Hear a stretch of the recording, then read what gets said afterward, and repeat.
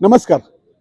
वसई विरार शहर महानगरपालिकेत आता नव्याने प्रभाग रचना करण्यात आलेली आहे आणि ह्या प्रभाग रचनेबद्दल काँग्रेसचे डॉक्टर दिनेश कांबळे यांनी ह्या प्रभाग रचनेविषयी एक खंत व्यक्त केलेली आहे.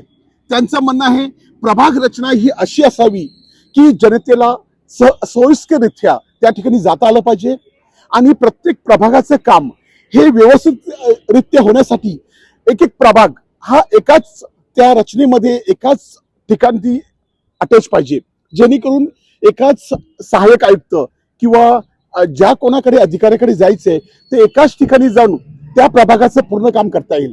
आता याविषयी सविस्तर काय सांगत आहेत ते आपण ऐकूया. सर नमस्कार. नमस्कार, मी डॉक्टर दिनेश कांबळे, सरचिटणीस महाराष्ट्र प्रदेश काँग्रेस.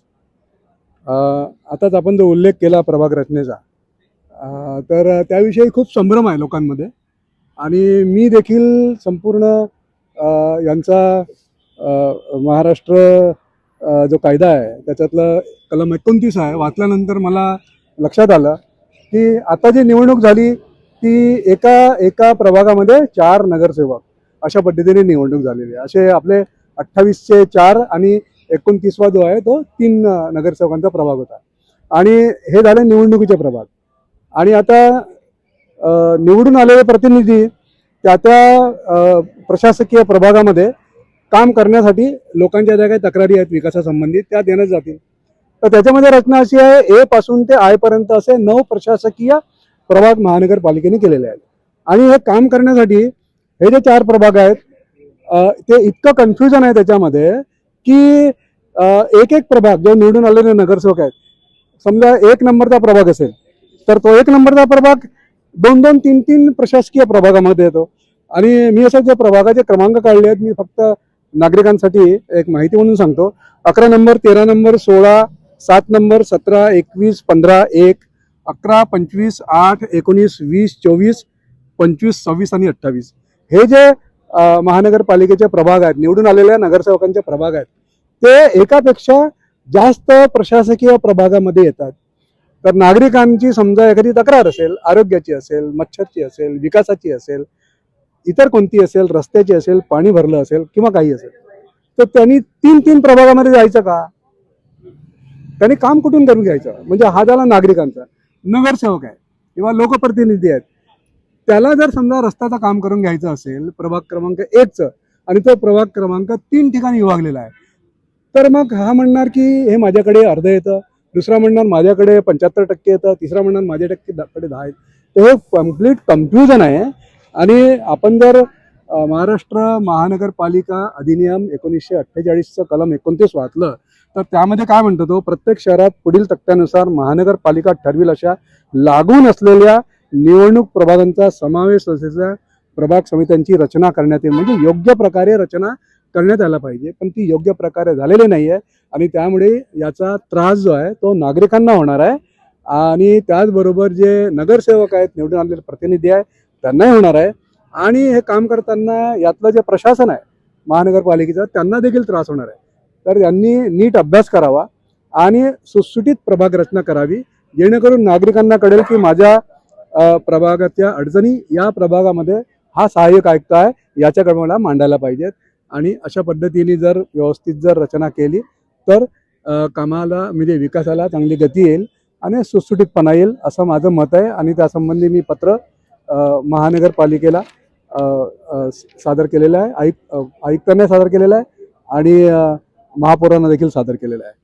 ही अशी प्रभाग रचना करण्याची ह्यांना का गरज पडली? हे प्रभाग का असे तोडून का बनवले असतील असा तुम्हाला अंदाज येतो? हे प्रत्येक वेळेस होऊ शकेल, कारण जशी ही जी निवडणुकीसाठी प्रभाग रचना जी निवडणूक आयोगाने केलेली आहे ही आहे 2011च्या लोकसंख्येनुसार आणि त्याच्यानंतर कुठलीही जनगणना झालेली नाही. आणि त्याच्यानुसार जे 115 वार्ड जे आहेत ते 29 प्रभागामध्ये त्यांना समाविष्ट करून घ्यायचे आहेत आणि ते कशा प्रकारे प्रभाग रचना करायची त्याचे फॉर्म्युलेज ठरलेले आहेत. आणि त्या फॉर्म्युल्यामध्ये जे काही उत्तरेपासून ते पूर्व, दक्षिण आणि पश्चिम अशा पद्धतीने त्यांना जो रचना करावी लागते आणि त्यामुळे झालेलं आहे.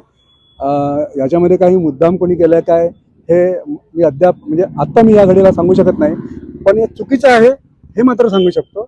यामुळे तिन्ही लोकांना प्रचंड त्रास होणार आहे.